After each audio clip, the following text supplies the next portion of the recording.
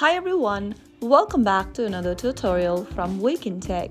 Today in this video, we are going to be learning how to change chart height in BitMart. Adjusting the chart height can make your analysis more comfortable and precise in BitMart, so we are going to walk you through the step to change the chart height.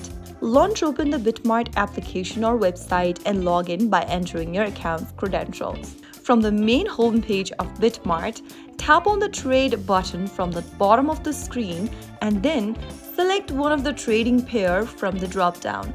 After selecting one of the currency pairs, go ahead and tap on the chart icon at the top right, this one over here, and you'll then come across the chart section. From the chart page, tap on the gear button on the right corner and this will open up chart settings. Click on the chart height toggle menu at the bottom, and to decrease the chart height, swipe towards the left. To increase the chart height, swipe towards the right.